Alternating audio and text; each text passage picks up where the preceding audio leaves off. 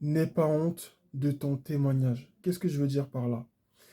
Il y a un certain type de chrétiens qui parfois pensent que parce qu'ils n'ont pas vécu certaines choses, ils ne sont pas légitimes pour témoigner, ou toutefois ils n'ont rien à apporter. Non, mais moi, j'ai pas connu les boîtes de nuit. Moi, j'ai pas eu de petites copines. Moi, j'ai pas vécu la rue. J'ai pas été un voyou. Donc, je ne peux pas témoigner. Quel que soit ce que tu as vécu, ce qui fait ta spécificité en tant que chrétien, ce n'est pas uniquement ce que tu as vécu, mais c'est surtout le nom de Jésus qui a fait la différence dans ta vie. Il n'y a pas de témoignage qui soit supérieur à un autre témoignage. Ne laisse personne te faire croire que toi, tu n'as rien vécu, donc tu ne peux rien dire, tu n'as rien à apporter. Ne laisse personne te faire croire que non, mais comme toi, tu n'as pas assez d'expérience, donc ça, tu ne peux pas le dire.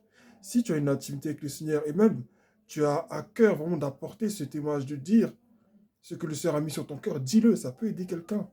On ne sait pas de quoi demain est fait. N'aie pas peur de témoigner, n'aie pas peur de dire clairement ce que tu as vécu avec Dieu. Même si c'était dans ton ignorance que tu as fait des choses, tu as dit, vas-y. Mais surtout, ne te compare pas à d'autres personnes. Ah non, mais tel, il a été guéri du cancer. L'autre, elle était alcoolique. L'autre était dans telle chose. Et puis, il a réussi. Et puis, Dieu l'a sauvé. C'est bien. Mais laisse-moi te dire une chose.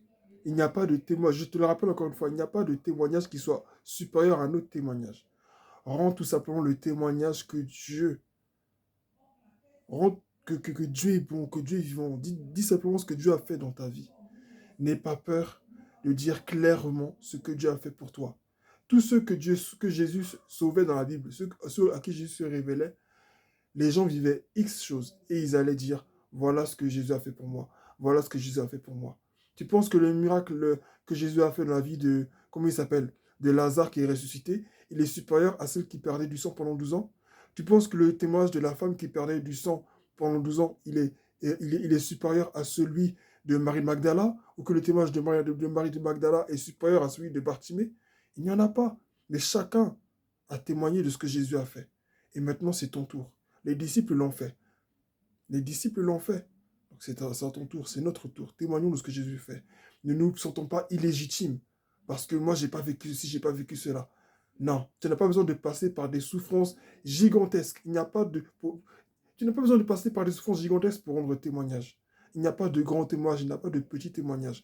Dis simplement ce que Jésus a fait pour toi et une âme sera sauvée. Que Dieu te bénisse.